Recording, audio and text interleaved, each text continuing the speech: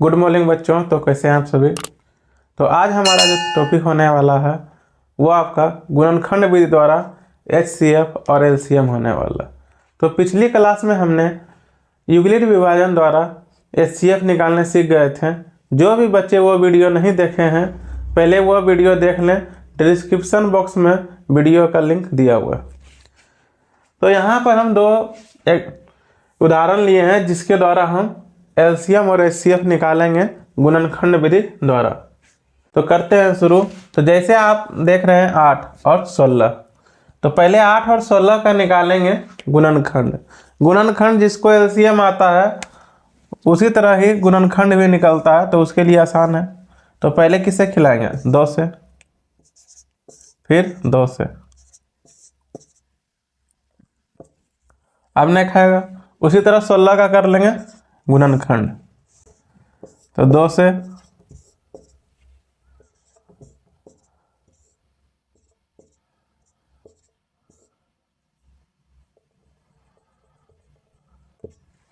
अब इसमें भी नहीं खाएगा। तो पहले 8 का लिख देंगे कौन कौन सा आया, उसी तरह 16 का लिख देंगे। तो यहां तक आप लोग तो समझ गए होंगे कि गुणनखंड कर लेंगे पहले दोनों का। अब निकालना है हमको LCM और HCF। अगर हम HCF का बात करें, HCF, तो HCF में जो जो संख्या मिलेगा उसको बाहर कर लेंगे। जैसे देख रहे हैं यहाँ 2 2 मिल गया, और यहाँ 2 2 मिल गया, और ये 2 2 मिल गया।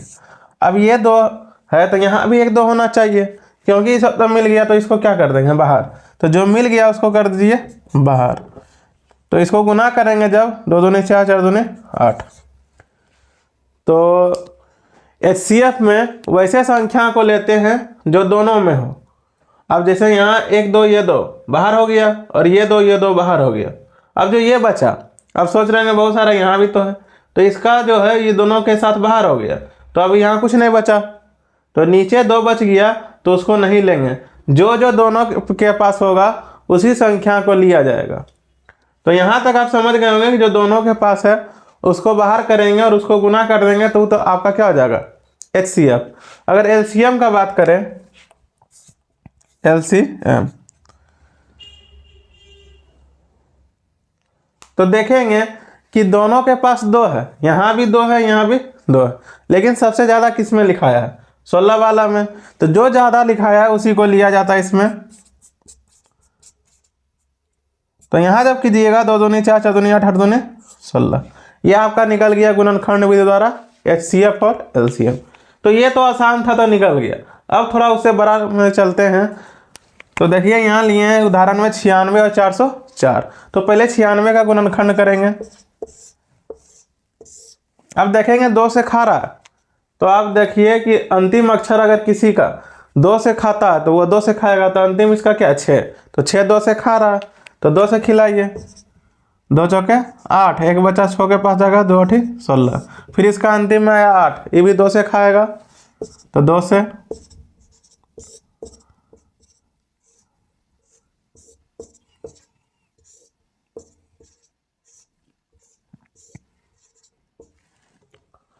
तो यहां तक बना दीजिएगा। तो लघुत्तम के ही जैसा गुणनखंड बनता है उसी तरह 404 का करेंगे। तो पहले 2 से खाएगा, 2 दूनी 4, फिर 2 दूनी 4। अब यह नहीं खाएगा क्योंकि 101 क्या है? आवाज संख्या, वह किसी भी संख्या से नहीं कटेगा। तो यहाँ पहले लिखिए जो जो गुणनखंड में आपका आया है, 1 2 3 4 5, 1 2 3 4 5। अब 404 का कीजिएगा, तो 2 गुना 2 गुना 101। तो यहाँ तक अगर आप लोग सही से कर लेते हैं उसके बाद निकालेंगे HCF और LCM। तो यहाँ पर जब HCF निकालेंगे तो HCF में बोले थे कि जो दोनों के पास है वही लेंगे। तो देखिए यहाँ 2 है, यहाँ 2 है, तो 1 2 बाहर आएगा। अब यहाँ 2 है, यहाँ 2 है, फिर बाहर आएगा। अब यहाँ 2 है तो इसके आगे अब 2 नहीं है, तो ये 2 नहीं लेंगे। अब देखिए कि आगे कोई भी संख्या नहीं मिल रहा, तो यहाँ 2 ही 2 मिला है, तो इसका HCF कितना हो जाएगा? 4।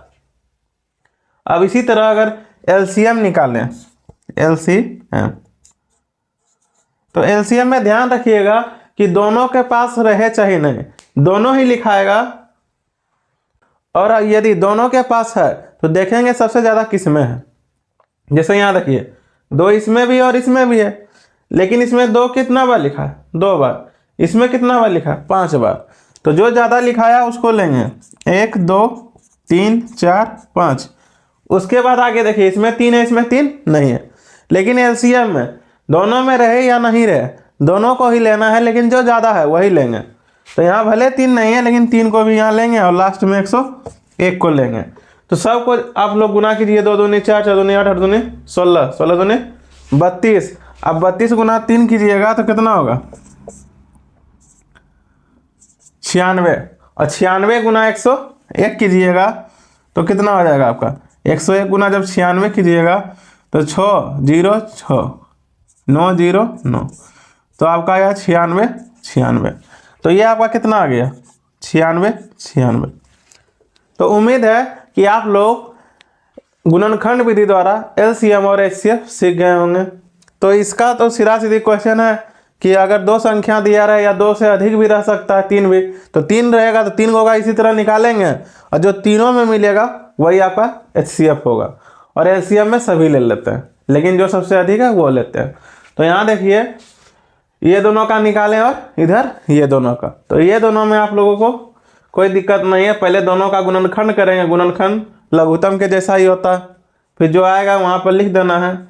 और एचसीएफ में जो दोनों में मिलेगा वही होगा, और एलसीएम में टोटल लेते हैं। तो यहाँ तक आप समझ गए होंगे कि गुणनखंड विधि द्वारा एलसीएम और एचसीएफ कैसे निकलते हैं। तो बढ़ते हैं इससे आगे कि और इससे किस प्रकार का क्वेश्चन बन सकता है। तो आप गुणनखंड विधि द्वारा एचसीएफ और एलसीएम सीख गए होंगे। अब उसी से नेक्स्ट जो क्वेश्चन आपका बनता है इस टाइप से कि यदि 8 16 का एचसीएफ दिया रहे और एलसीएम पूछे, या एलसीएम दिया रहे तो एचसीएफ पूछे, इस तरह अगर है तो उसमें लिखिएगा कि 2 संख्या का गुणनफल बराबर एलसीएम गुना एचसीएफ। तो इसका फॉर्मूला होता है 2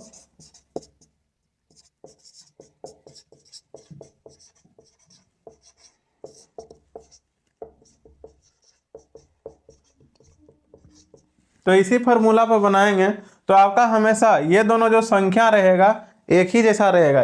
ये नहीं कि यहाँ 8 16 दे देगा तो यहाँ 8 32 दे देगा, ऐसा कुछ नहीं है। तो यहाँ 16 होना चाहिए, तो 16 हो गया। तो यहाँ देखिए 2 संख्या आपका क्या, 8 और 16, तो यहाँ लिखिएगा 8 गुना 16 और एलसीएम गुना एचसीएफ। अगर इतना लिख लेते हैं, अब देखिए यहाँ पर क्या दिया हुआ, एचसीएफ कितना दिया हुआ 8, तो जहाँ एचसीएफ लिखा हुआ है वहाँ क्या रखेंगे 8। तो यहाँ लिखिएगा, अभी ये दोनों को कुछ नहीं करना, अभी सिर्फ गुना में ही रहने दीजिए। तो यहाँ लिखिएगा एलसीएम गुना 8। अब ये दोनों क्या है, गुना में, अगर यहाँ से गुना में है इधर आएगा तो क्या बन जाएगा, भाग। तो यहाँ पर जब एलसीएम निकालेंगे, एलसीएम, तो आपका हो जाएगा 8 गुना 16। तो ये दोनों आपका क्या हो गया, खत्म। तो एलसीएम कितना आ गया आपका 16। तो अभी जो निकाले थे गुणनखंड विधि द्वारा, तो उसमें भी एलसीएम कितना आया था 16। तो उम्मीद है आप इतना समझ गए होंगे कि इस विधि द्वारा अगर इस तरह का क्वेश्चन रहे, एलसीएम रहे या एचसीएफ, तो यहाँ जो मान दिया रहेगा वही रखेंगे। तो एक और एग्जाम्पल लेते हैं, तो उम्मीद है आप ये समझ गए होंगे कैसे निकला। तो एक एग्जाम्पल और लेते हैं, तो आपका जो भी डाउट है वो आपका पूरा हो जाएगा।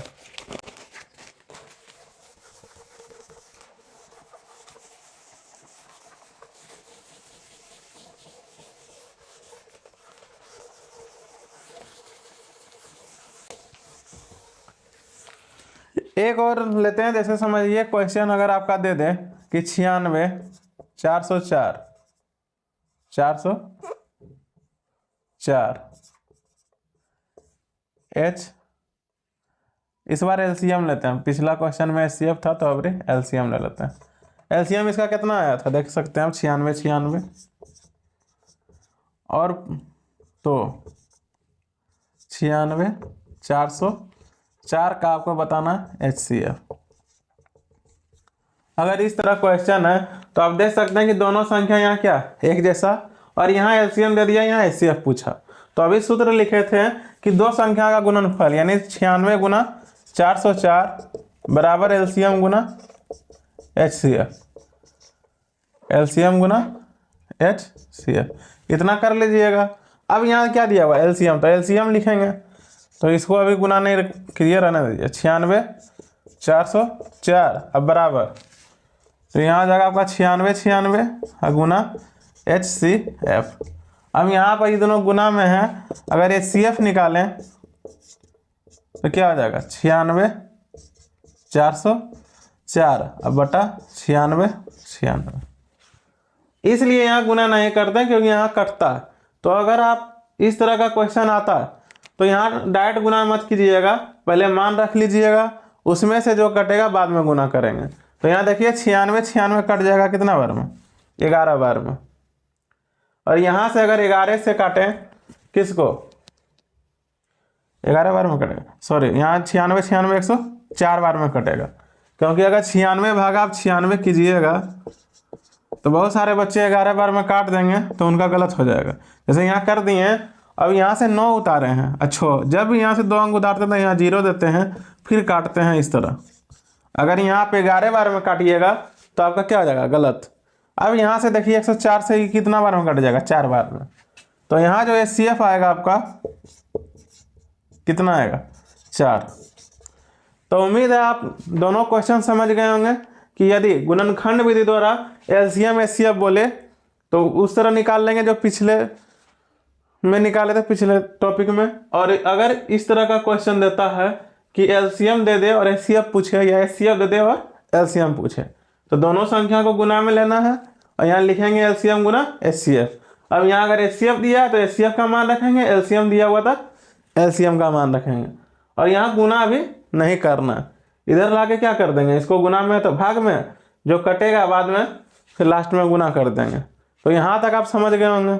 अगर मान लीजिए कि यही क्वेश्चन रहता कि 8 और 16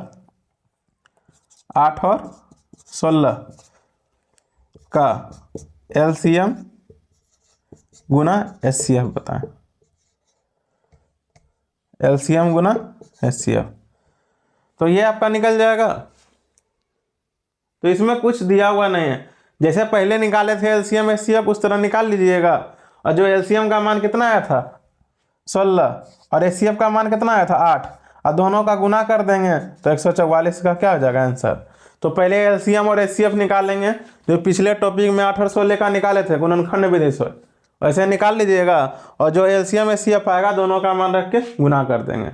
तो इसी से बहुत सारा क्वेश्चन बन सकता है। या तो यहाँ पूछ सकता है एलसीएम और एचसीएफ का अनुपात अगर पूछ दे, तो एलसीएम और एचसीएफ का अगर अनुपात पूछ दे, अनुपात में क्या होता है एलसीएम बटा एचसीएफ लेते हैं। अनुपात अगर निकालने बोलेगा आपको तो एलसीएम गुना बटा एचसीएफ, और यहाँ एलसीएम कितना आया था आपका 16 और एचसीएफ 8 आया था, तो 8 दूनी 16, इसके नीचे कुछ नहीं तो 1 है। तो अनुपात में जब भी लिखते हैं तो इसको आगे लिखते हैं और इसको पीछे। तो उम्मीद है आपको, अगर गुना बोल दे तो गुना कर देंगे, अनुपात बोलेगा तो अनुपात कर देंगे, और अगर इस तरह दिया रहेगा तो इस तरह बना देंगे। तो यहाँ आपका हो गया गुणनखंड विधि द्वारा एलसीएम और एचसीएफ खत्म।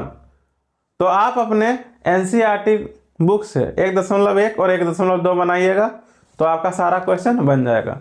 तो नेक्स्ट टॉपिक जो हमारा होगा वो होगा सिद्ध करना कि अपरिमेय संख्या है कि नहीं, जो कि बहुत ही इंपॉर्टेंट चैप्टर होने वाले हैं। तो आप लोग पूरा वीडियो देखिए तो ही समझ आएगा। जो बच्चे थोड़ा देर देख के छोड़ देंगे उन्हें यह समझ नहीं आने वाला। तो उम्मीद है आप लोगों को पूरा समझ आया।